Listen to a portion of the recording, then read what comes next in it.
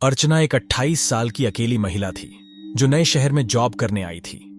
उसने एक पुराना लेकिन खूबसूरत किराए का घर लिया जिसकी दीवारें कांच की खिड़कियों से भरी थीं, जिससे बाहर का पूरा नजारा दिखता था। पहली रात सब ठीक था, लेकिन दूसरी रात उसे महसूस हुआ जैसे कोई उसे बाहर से देख रहा है।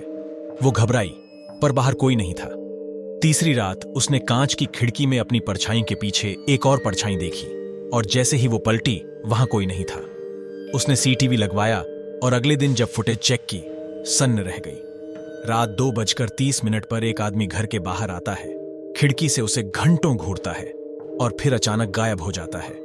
अर्चना पुलिस में गई, पर पुलिस ने कहा, मैडम, सीसीटीवी में कोई आदमी नहीं है, खाली फ्रेम है। अर्चना डर गई। उसने अपने पुराने मकान मालिक को कॉल किया। मकान मालिक ने ठंडी आवाज में कहा, बेटा, उस घर में रहने वाला हर किराएदार एक ही चीज देखता है, पर वो आदमी हकीकत में नहीं बल्कि खुद उस घर का हिस्सा है। अर्चना कांप उठी। मतलब? मकान मालिक बोला, वो आदमी मेरा बेटा था जो इन खिड़कियों में ही आत्महत्या कर गया था, और अब वो इन कांच की खिड़कियों में कैद है। वो चाहता है कोई उसके साथ रहे। अर्चना का दिमाग सुन्न पड़ गया।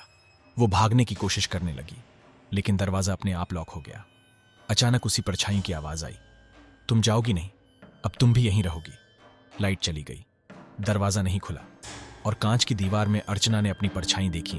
उसके पीछे एक और परछाई थी जो धीरे धीरे हंस रही थी। मोरल, कभी कभी जो दिखता है वही सच नहीं होता, पर जो दिखता नहीं वो सच बनकर पकड़ लेता है।